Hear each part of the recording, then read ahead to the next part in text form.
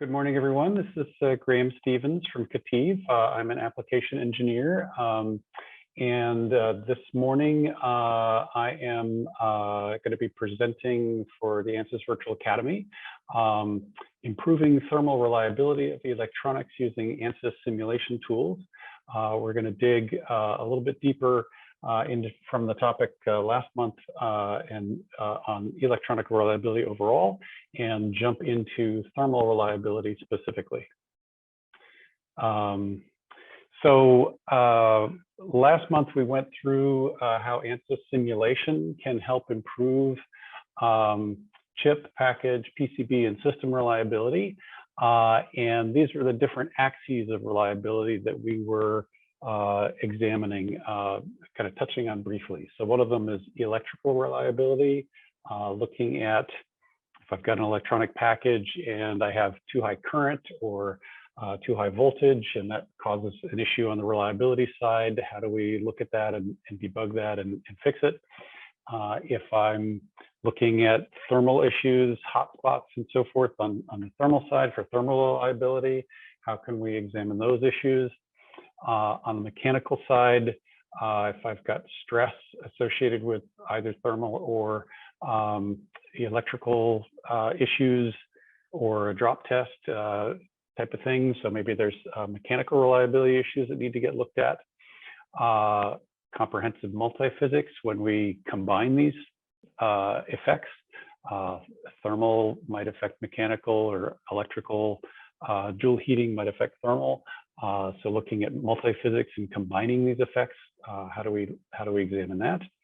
And then finally, taking all of that detailed simulation at the electrical, thermal, and mechanical side and putting it all together and getting to a final lifetime prediction is something else that Ansys can help with as well. So if we dive into thermal reliability, what we're really focused on is how electronics fail. And so depicted here are some common electronic failure modes, and I've just sort of outlined on the thermal side. They tend to be more PCB failures. You can see sort of the fires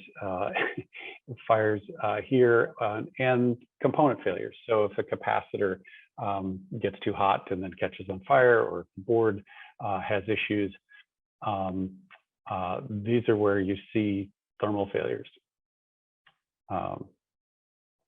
And when we look at failure protection schemes against heat, which is one of the common failure modes for electronics, this is sort of some of the common ways to protect yourself against these sorts of thermal failures. So commonly you'll see heat sinks where you have a hot chip or a hot component. You'll put a heat sink on and then have airflow constantly cooling those components to ensure that it doesn't get too hot. You might reposition the hot components within the box to make sure that they're closer to where the heat's getting dissipated. You might do some shielding methods where you have a hot component and a protected component. You shield the component. And then there's a lot of different engineering design changes you can make with regards to thermal resistance. So changing the thicknesses of your layers or the thicknesses of your copper and the locations of those can change the thermal resistance that your components might see. So these are just a few of the typical thermal management protection schemes that you might use. And what we're trying to do with Ansys simulation is to make sure that you can look at these, evaluate these thermal protection schemes, and just really decide before you've ever put a prototype in place or cut any metal, that is this going to work? Is my heat sink going to be adequate? What kind of temperatures am I going to get in operation? And then a third piece on the reliability side is also looking about whether your electronics will pass your regulatory compliance. So typically we'll see different products have different levels, have different lifetimes, so they last longer or shorter. Consumer products might be a short time period, 2 years, whereas military might need to last 20, 30 years in the field. And then all of these different products have different complexities. And when you have products that have a higher danger or risk associated with them. So if I have an airplane and it falls out of the sky, that's a pretty high risk in terms of life. And so the regulatory compliance requirements for airplanes is going to be something a little different, more stringent than you might find for consumer products. And within the thermal space, because electronics are so sensitive to thermal issues, you do have reliability tests that focus on these different thermal cycling tests, MIL standards against thermal shock, IPC standards on thermal shock. So there are a number of different tests that are done on the thermal side to ensure that your product will pass those regulatory requirements.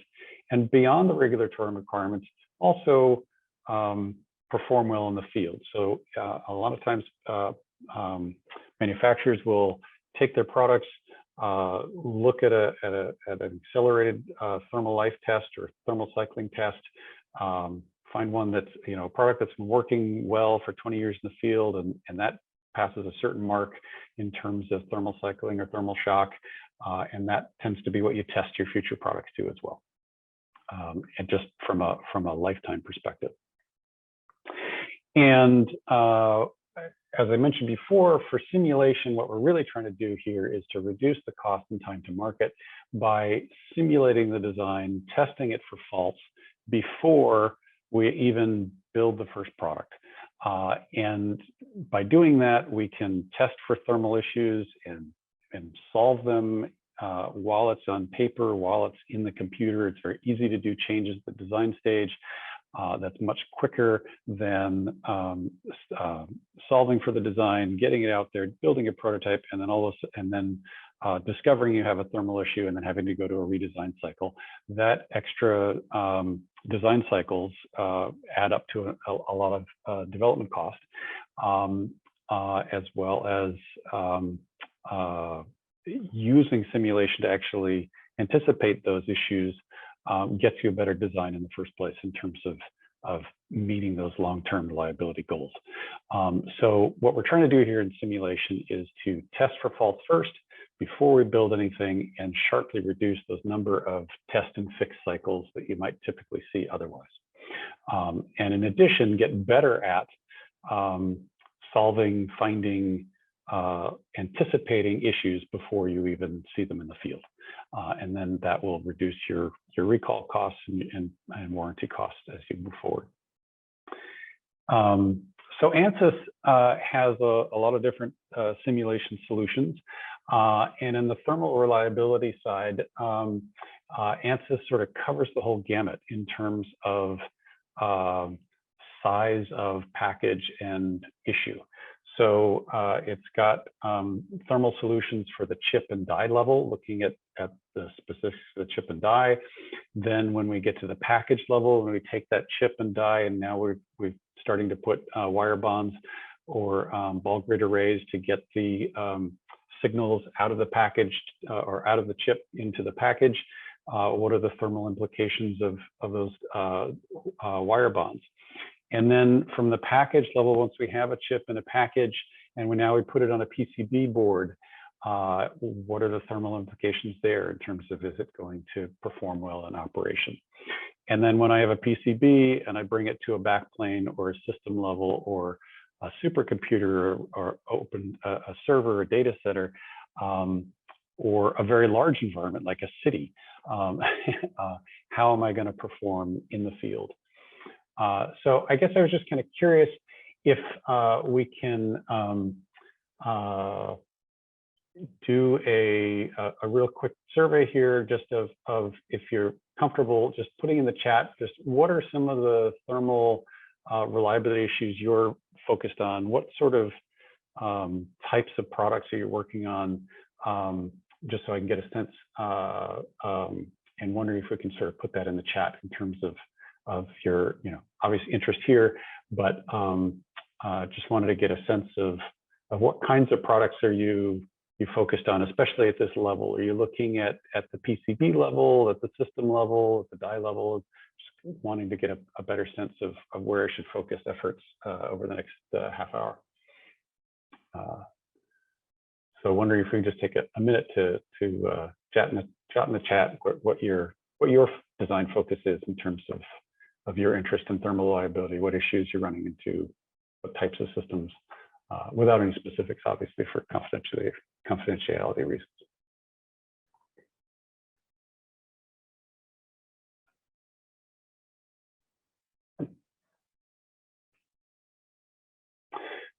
And two, I just wanted to mention as well, if you have any questions as we go forward, please feel free to interrupt. I'd love for this to be more interactive, so happy to entertain any and all questions as well as we go through.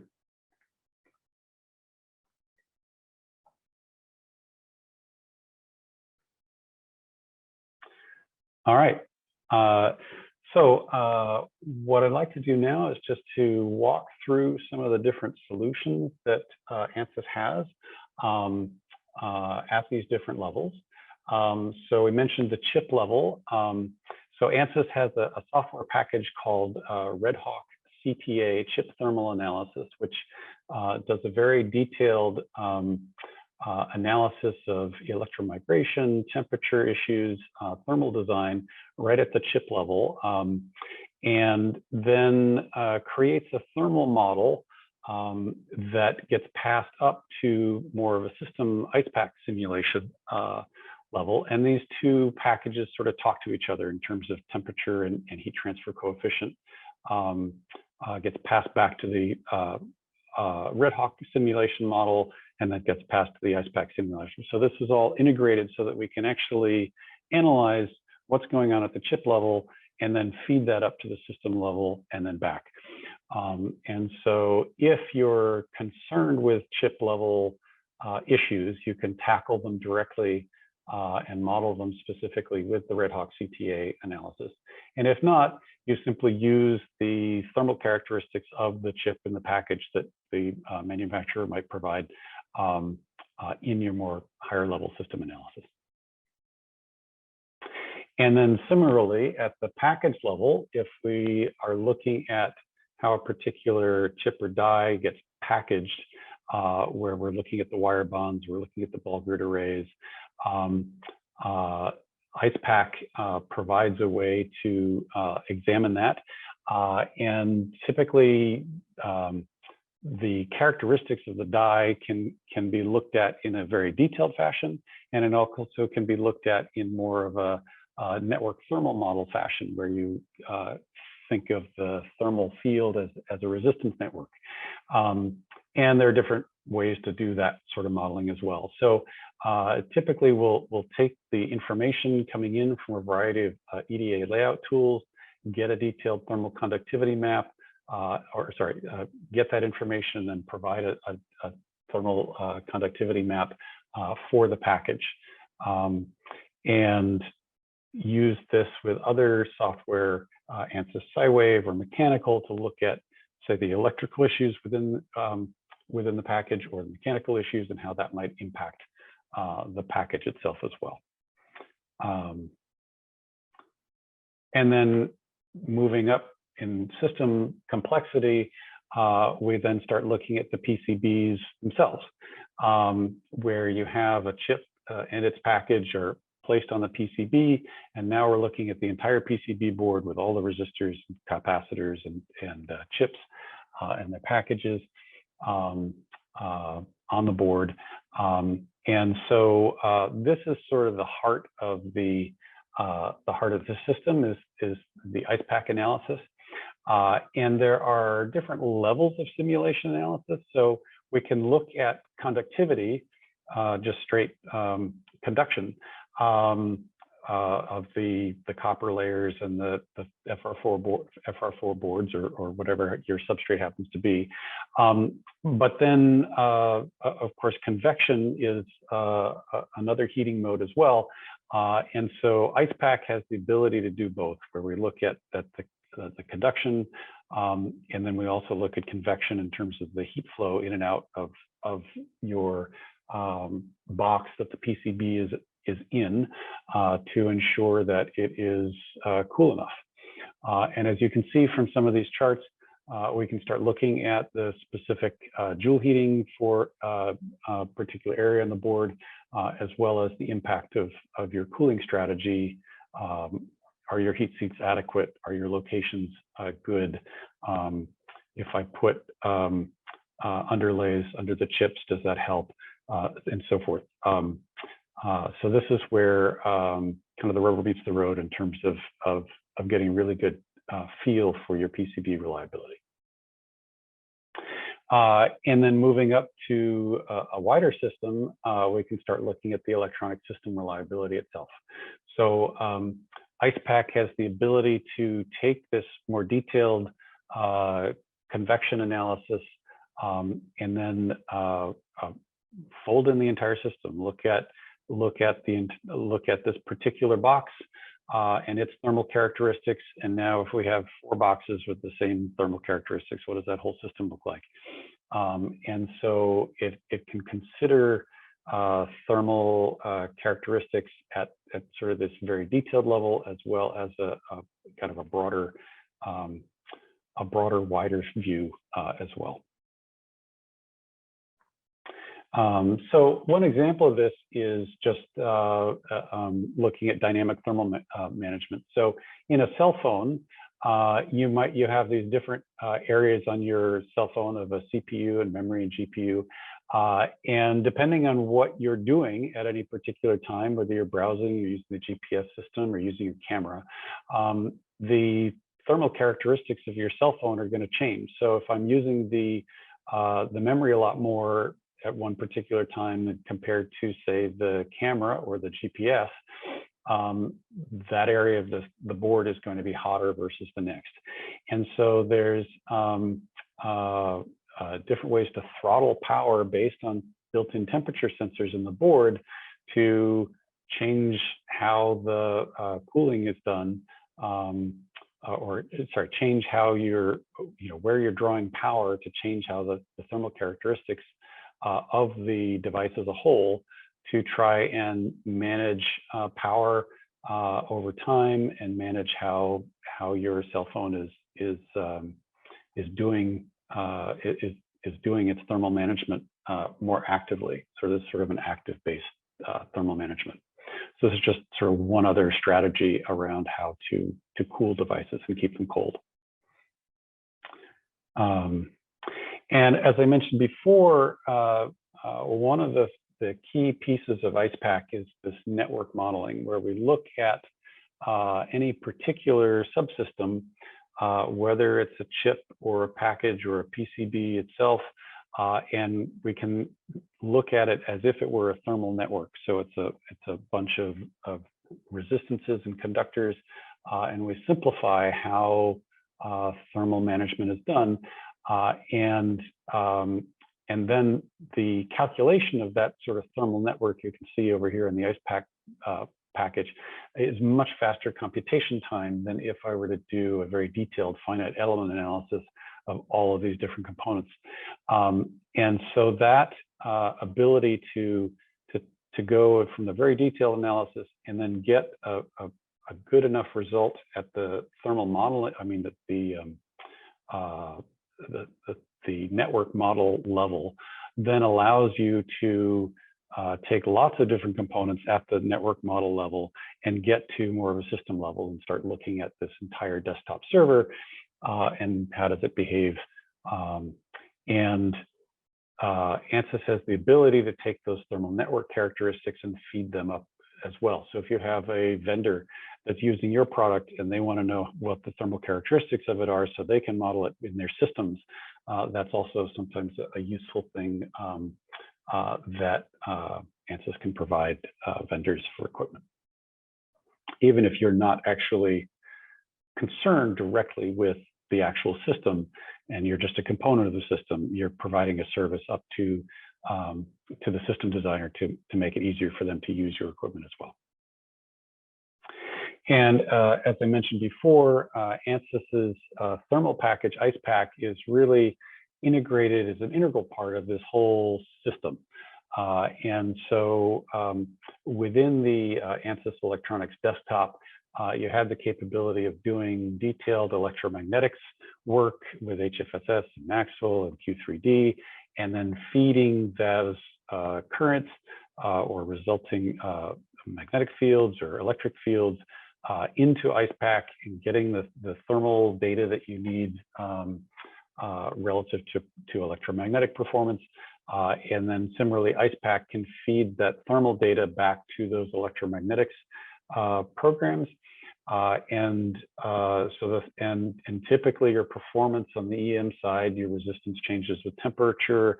You might have other characteristics of performance that change with temperature. If the size of the antenna will change what frequency it resonates with, and that's based on temperature. And so those temperature effects can get modeled as well. So these packages will pass this sort of data back and forth and arrive at an integrated solution to look at these more multiphysics, integrate and account for multiphysics in reliability. And so this also goes for the mechanical side. As I mentioned, the Sherlock looking at total lifetime. You might have Twin Builder where you're looking at field data and trying to integrate field data versus your electronic models, and that's a Twin Builder technology. So all of these different packages talk to each other, and with using the reduced order modeling allow you to calculate in reasonable times and really get a good sense of what's going on at the system level as well.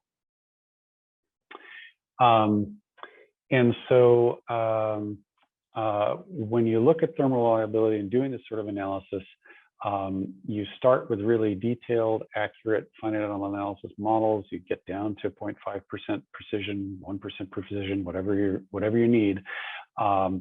The Icepak package can pull data from the mechanical side in terms of what do your heat sinks look like. It can pull data from the ECAD side in terms of your chips and resistors and what does the PCB board look like. All of that can get integrated fairly quickly, and then start looking directly at how am I doing the cooling, get insights as to the thermal performance, power throttling, what the user's experiencing, and then couple that to mechanical Sherlock other analyses to get to what is my product lifetime, what is my expected failure rate. So now I want to just dive into Icepak, which is the general package for doing thermal management for electronic reliability in just a little bit more detail. And so, as I mentioned, it's a solver for electronics thermal management. But what it's doing is it's doing a finite element analysis of the airflow, of the convection. And so there's a flow field and the you're solving Navier-Stokes equations within this box. How to describe, so this package Icepak has been in the marketplace for a while, and so it's been very well adapted to this particular task.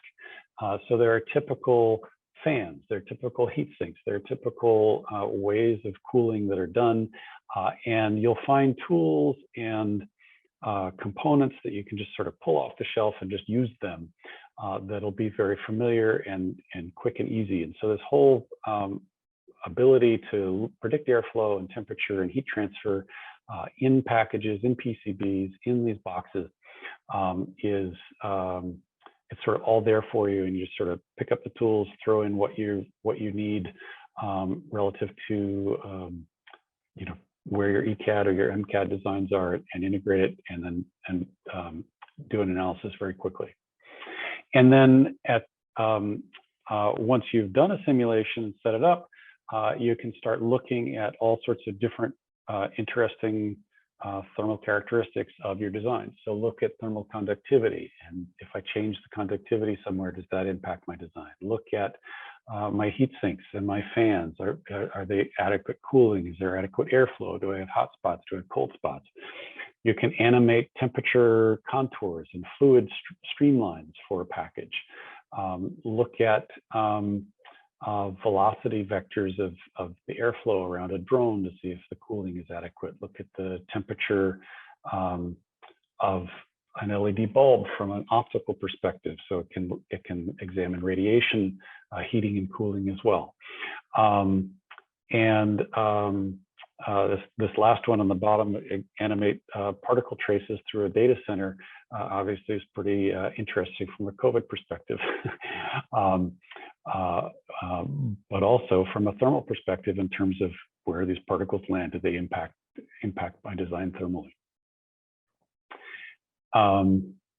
And so, as I was mentioning, there's different levels of fidelity within Icepak. So we have primitive objects with simple shapes.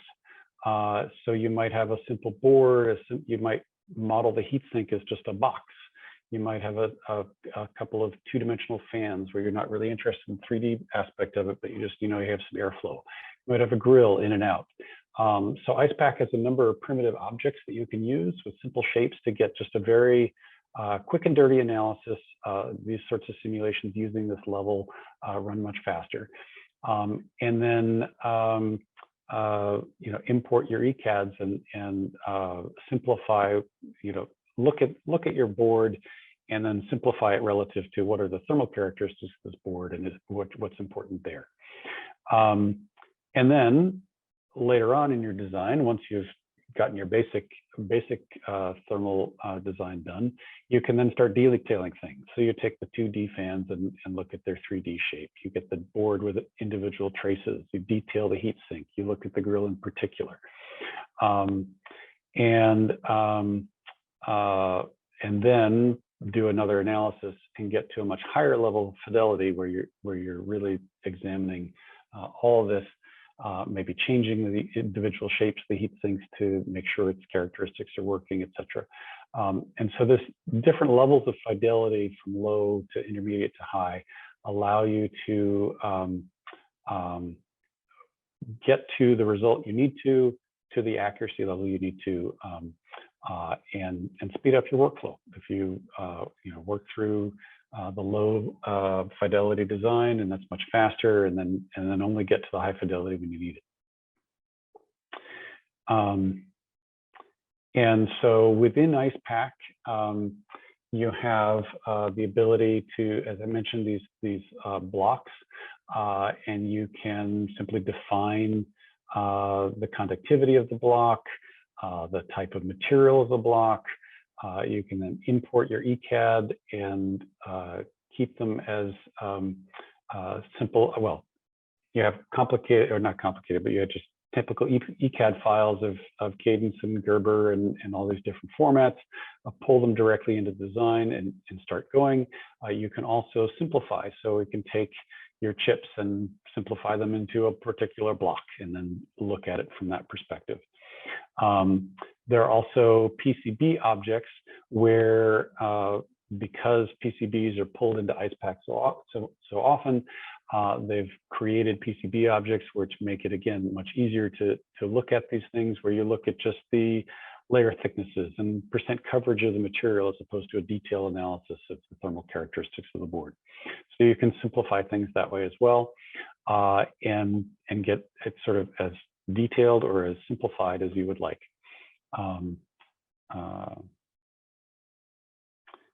And this, of course, makes it much more efficient to build your model. So we build the model with the primitive objects.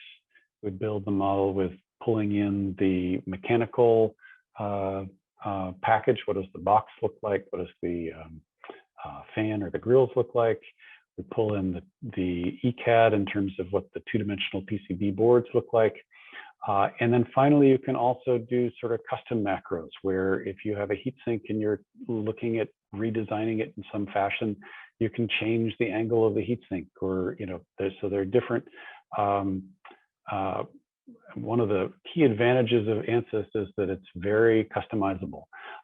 So you can build to your heart's content, really, in terms of changes of geometry, changes of materials, changes of characteristics of the design, and vary all of these. So you can look at manufacturing tolerances, you can look at different operating conditions. So there's a huge ability to customize and examine different conditions as well. And then once you've determined what you want, you can look at all these different outputs. As we saw before, it's looking at vector velocity, cut plane surface contours, animate temperature contours, look at power maps in an entire city. So from a very down to the chip level, all the way up to the city level, you can examine what's really happening thermally in your designs. And then, as I mentioned before, typically for electronic products, the joule heating of the product is critical. So Icepak uses a DC conduction, current conduction as part of its conjugate heat transfer solution. So it'll solve for electrical joule heating directly.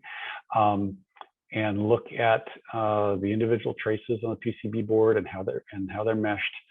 Look at electrical potential on high currents. Look at current density and give you these sorts of joule heating maps for a particular trace. If you're interested in a particular trace, look at temperature distribution for the entire board, etc. And so you can dial in on any particular area of concern, or if you're trying to test for a particular trace, a particular operating condition, you can do that here as well. So that's my conclusion. You can predict the thermal characteristics of your design before prototyping. And I guess now I just wanted to sort of pause a bit and ask if anybody had any further questions relative to thermal reliability and how simulation can help. So what recommendations do you have to evaluate thermal reliability PCBAs of spaceflight hardware? So when you're evaluating the PCBAs of spaceflight, I guess I'm curious, do you have a good sense of what the thermal conditions are that the hardware is going to be going through? So obviously in space, you're going from the ground out to outer space, and the temperature is going to change a fair bit. So you're going to have some thermal shock. Relative to evaluating thermal reliability, you just have to have a good sense of what are the operating conditions that my hardware is going to see. And then once you have that, you can do that sort of analysis where you look specifically at a temperature cycle. Obviously, if you're in space, I've got the daytime cycle versus nighttime, and that's a pretty different thermal environment, and it happens once a day. You may have other cycling conditions that you need to look at, but essentially you have to look at what are my conditions, and then look at maybe a more stringent condition. So instead of once a day, do 10 times a day, and if the system can handle 10 times a day, obviously it's going to be more reliable, etc. So it's really sort of mapping that, what is my mission requirements on the thermal side versus reliability. And that sort of mapping is really done more at the Sherlock level, where they're looking at how do I take my detailed analysis on the thermal side and map it into getting the Weibull distribution for a particular component or a particular part. So in terms of recommendations for evaluating thermal reliability, I would start digging into that Sherlock software to get a sense of what those are. And then there's a certain amount of just knowledge around the operating conditions that you have to have to evaluate, is this particular test of thermal cycling of X temperature and number of cycles adequate to both on an accelerated basis and or on an operational condition basis, so that you know what to test towards. And that's sort of the art as well. So thank you for the question. All right, then I think we will wrap up today's AVA. I hope you've enjoyed this. Last week or last month, we did a brief overview of all the different aspects of electronics reliability and simulation. And as part of that, we took a poll, and people were most interested in thermal, which we just covered today, and also mechanical. So next month, we're going to dive into improving mechanical reliability of electronics. And so I'll present some of the tools and ways that you can do that next month on the second Tuesday of the month. So that's our upcoming session. And I hope to see you there. And I hope you all have a great time, a good day. Thank you so much for attending.